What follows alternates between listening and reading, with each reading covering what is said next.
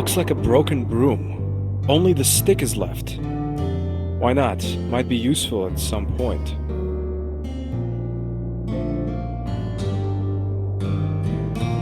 I don't need any souvenirs. Maybe later.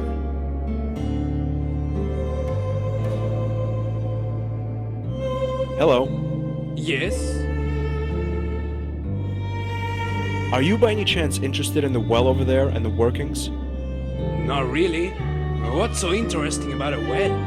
Now come on, it might hide the greatest treasure of the Knights Templar. Knights... what? Templar! Templar! Knights Templar. Didn't you pay attention in history class?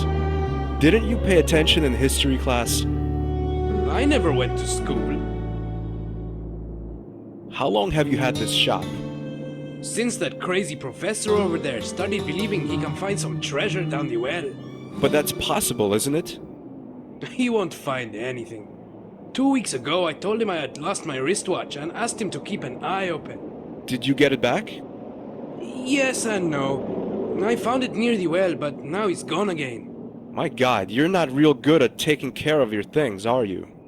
That's not easy if you have to watch the shop all the time because some brat wants to mess about with your goods. I even cut holes in my newspapers so I can see what's going on while those thieves think I'm reading. Have you caught anyone yet? Certainly. That brat over there tried to steal a box of chocolates. I caught him and spanked his ass like in the good old times. Maybe I can find your watch. If you want to look for it, fine. I've stopped looking for it a few days ago. I'll only lose it again. Unbelievable. The seller has cut 2 holes into his newspaper so he can watch the stand while reading.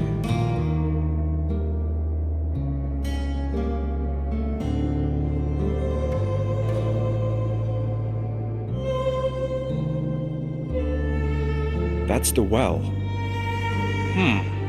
It goes down about 4 meters. A cheap-looking wristwatch.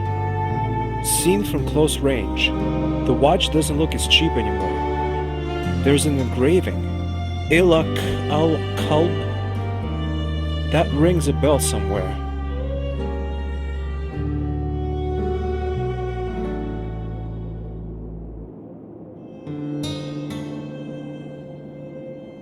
A man of about 60 is examining the well. Interesting. Hi, my name is George. Ah! Oh, pardon me. You made me jump a little. Bom dia. My name is Professor Arruda.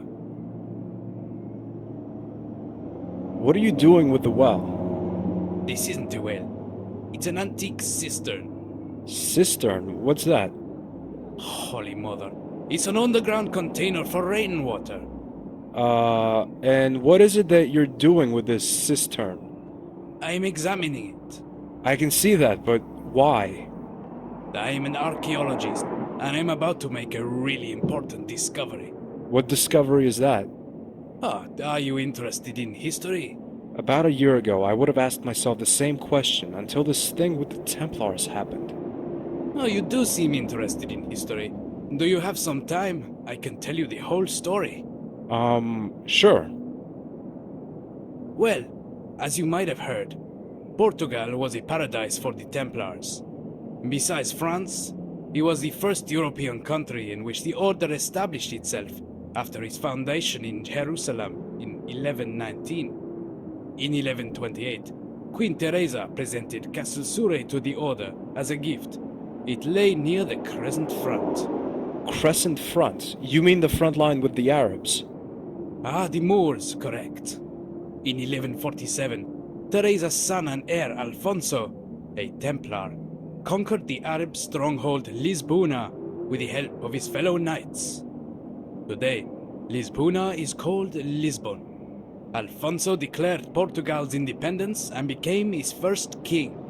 In return for the Templars' help, he gave them a stretch of land in the heart of the country, where the Templars built this castle. At the time, the Order's Grand Master was a man named Gualdim Pace, sometimes known as Galdinos.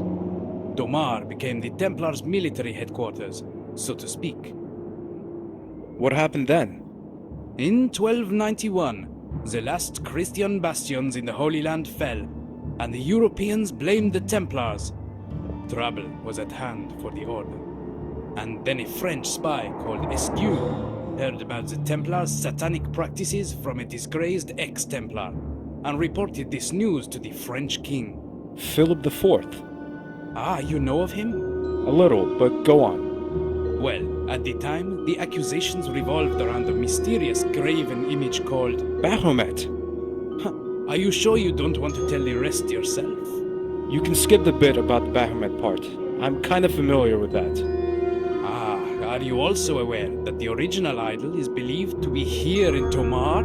That's a new one on me. I got the information from the transcripts made by the Inquisition. The idol itself was never found, but there is still an image of Baphomet within the castle. It is engraved on one of the bricks in the kitchen wall. If it were to be removed, it is said the ceiling and with it the whole building would collapse. My mission here might be a little harder than I first expected. Back to the Templars.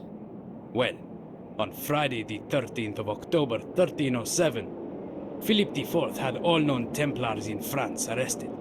Even in Spain, where the Templars had eliminated the Arab threat, people turned against the order because they no longer needed the knight's protection. In 1308, the Spanish Templars escaped across the Tajo to Portugal and occupied the stronghold Almuror. All their treasures they took with them, and it is assumed that they were later brought here to Tomar. But what made the Templars think they were safe in Portugal? The Portuguese king Dinis hadn't forgotten what the Templars had done for his country and was still grateful. He granted them sanctuary. In fact, it was Dinis who re-established the order under another name with the elder João Lorenzo. They lived here as the Order of Christ and even kept their trademark, the Red Cross. Can you tell me something? Sure. What role does Prince Zihang have in this? I have evidence that the Templars were somehow connected to the Chinese nobility. That's true. Jacques de Molay asked Prince Dorima Cha II for 100,000 soldiers. And if he had got them, they might have changed the course of the battle, though it would still have been very close and probably bloody. He didn't get them? No, the prince doubted Molay's loyalty, and after the negotiations, he dropped the Grand Master like a hot potato. De Molay swore revenge, but it all came out differently. I assume today's Templars want to take revenge on the Chinese nobility for the treason. For treason, they feel it was. Only nobody knows exactly where the core of the old nobility is now. But what about the cistern? A cistern? Ah yes, the cistern. I will come to that. This cistern is far too refined to have served as a mere water butt. I believe the Templars hid something extremely important here. Wait, did he say extremely important? Maybe he's talking about the seal I'm looking for. Tell me more. Do you have any idea what it could be that they hid here? Who knows? Maybe the Templar seal that was lost when the Order was destroyed. Maybe the fifth Gospel, which Christ is said to have written himself, and was believed to have been in the Templars' possession, as with the Holy Grail. The seal! The return of the Templars! Right. The time of reincarnation, the hour of revenge, the dawn of a new empire. And a single seal is supposed to do that? How could the Templars have done that, Professor?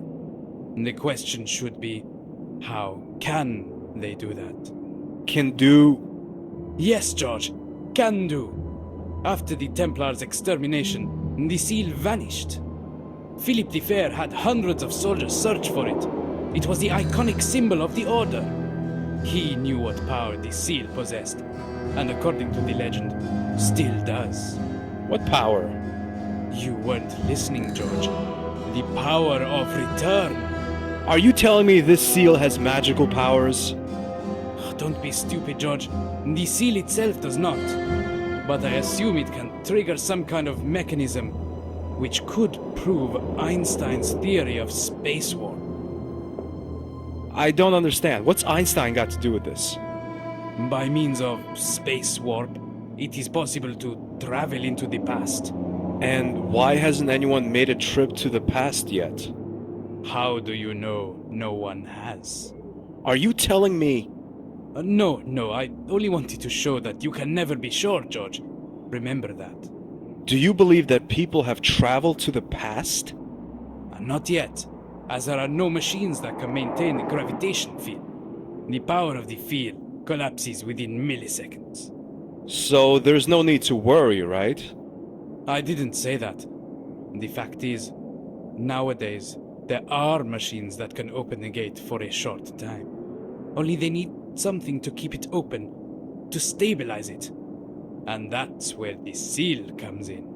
How can such a tiny seal stabilize a gravitation field of this size? It's the belief of people, George. Millions of people have died for their belief in this emblem. It has developed a force stronger than the gravitational field, and thus the seal can maintain the gate. That's the mystic part of the story. So the Templars need the seal to stabilize a gravitational field and to travel into the past. But where's the sense in that? Why time of return? Listen, the gravitational field enables time travel, but only for a fixed span of time. 700 years. The penny hasn't dropped there. Think about it, George. What 700th anniversary do we have in 3 days? The Battle of Paris! Exactly, the Battle of Paris. 10th October 1303. Thousands of Templars died before the city gates in an attempt to kill the French king and seize power of France. As France was the military force in Europe at the time, it is hard to imagine what today's Europe would look like if the Templars had won the battle. What now? We must stop them. The new Templars will try to get hold of this seal and use it to travel back 700 years, one day before the Battle of Paris. That will be the 9th of October. They will take modern weapons and reinforce the Templars' troops with their own. The battle would be won easily. Everything we know today as a modern democratic society would disappear even from our memories. At least, that's what I assume. No one really knows what consequences an alteration of the past would have for us. Why is it Return of the Templars then? Now you can't interpret that literally. What they mean is the symbolic return. The Templars' culture would return to the present by this alteration, unless we stop them. What if the seal isn't down there? Then may God help us. So what are we waiting for? Let's climb in, get that thing up here, and save the world! I don't think so. The Portuguese Ministry of Cultural Affairs has forbidden any excavations on this site. What? But why? Who knows? But the fact is, I can't go down there, and neither can you. What if you happen to doze off for a while, and a total stranger to you, say an American tourist, fell into the hole in a totally unintended and still careful way, and once down there he found... Forget it. I appreciate scientific spirit, but I will abide by the law. But we're talking about our future, Professor, and you want to go by the law? There won't be any laws to obey if we don't act now! Is there really nothing that could make you leave the hole for a minute? I'm afraid not. Damn. Okay, I'll take a look around. Sim, por favor. That's the old man's bag. I wonder what might be inside. Although I'm filled with guilt, I snatch an item from the bag. It's a thread.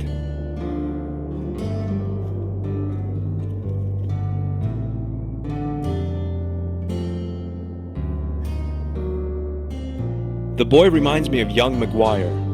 I wonder what became of him. Hey, you. What? Me? Yes, you. Do you have a minute? What are you doing in a place like this? I live here, sir. In the street. In the nature. You're not serious. I earn a living from polishing shoes, begging, and stealing.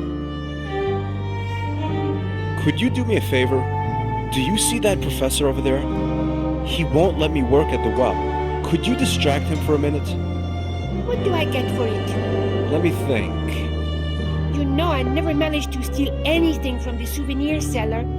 He always seems distracted when he is reading his newspaper. But he cuts holes in it and looks through them and notices everyone who comes near. I swear to you, sir, once I tried to take a box of Berg chocolate sweetmeats, but he got me and spanked my arse. Since then, he has chased me away whenever I have come near this shop. And I think he has a reason to. Stealing isn't the right way to make a living. But I didn't have money, and I have never eaten chocolate in my life. I can understand that. A childhood without chocolate. That's unimaginable. Will you help me if I get you the chocolate? Sure. I'd be happy to, sir.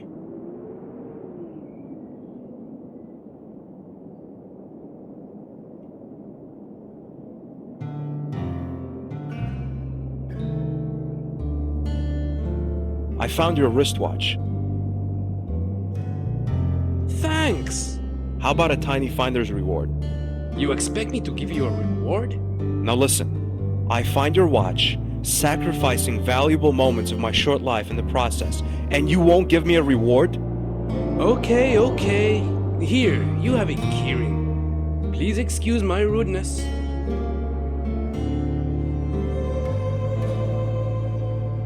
Hi, it's me again. Yes? You wouldn't give me that box of chocolates for free if I asked nicely, would you? Who do you think you are? Leave me alone if you're not buying anything. Can I pay for those chocolates by credit card? Do you have a MasterCard? No, American Express. Can't you read the sign? It says only MasterCard in capital letters. And now you are driving away my customers with your loitering. Mister, you could be a bit more polite.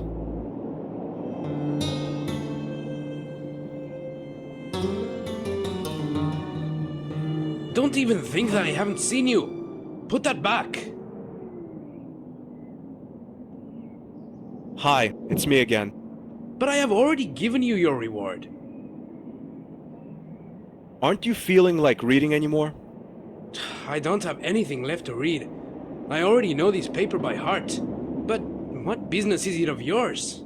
Just curious. I'll be off then. And goodbye.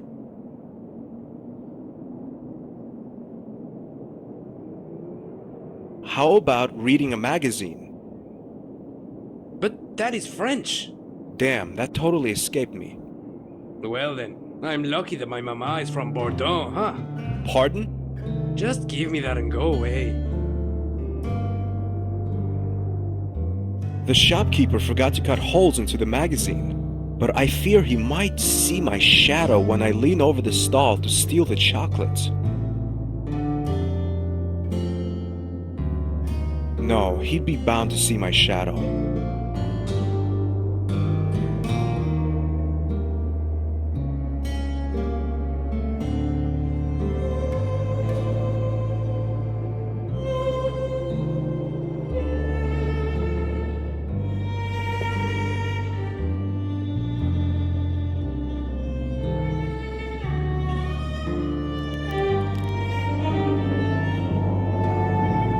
Great, I have the chocolate.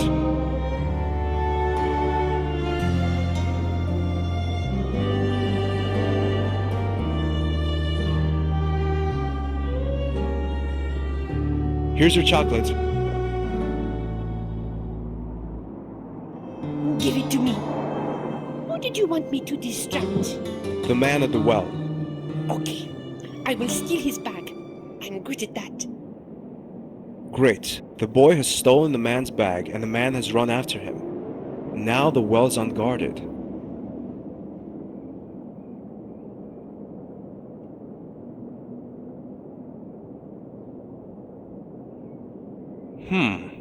It goes down about 4 meters. But as the inside of the well's rough, I can get my hands into the gaps and get in or out without too much trouble.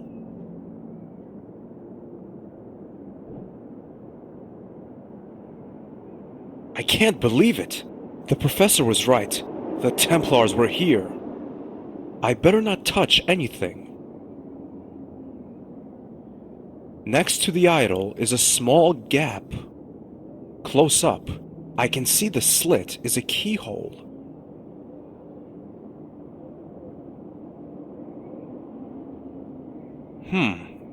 Looks like something's hidden underneath it. It's one half of a key. The Templars must have hidden the other part. But where?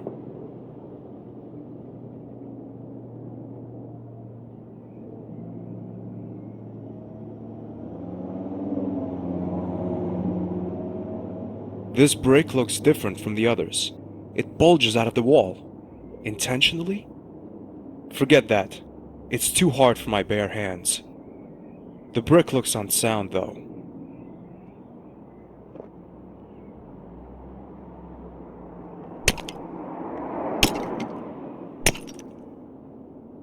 Having finished off the brick with the screwdriver, the second half of the key is revealed.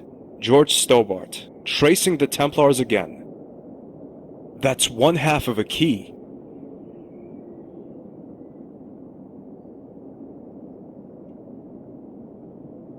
It doesn't work. These parts don't hold together.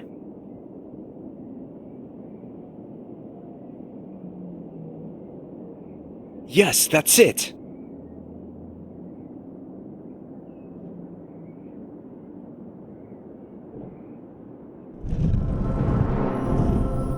I can hardly believe my eyes. It's the seal.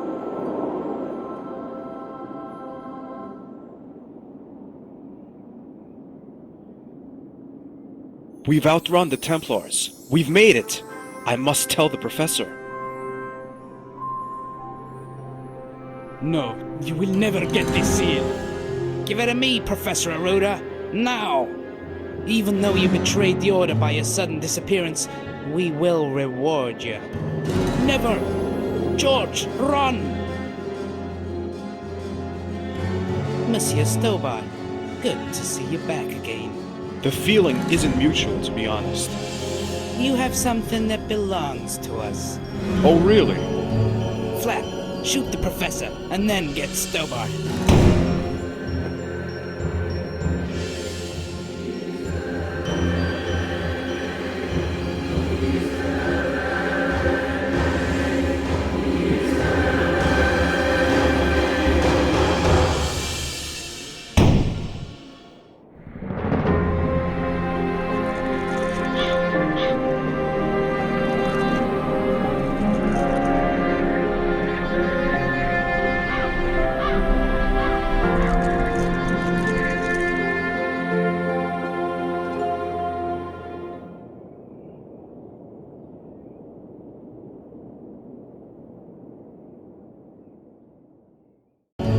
Flat, shoot the professor, and then get Stobart.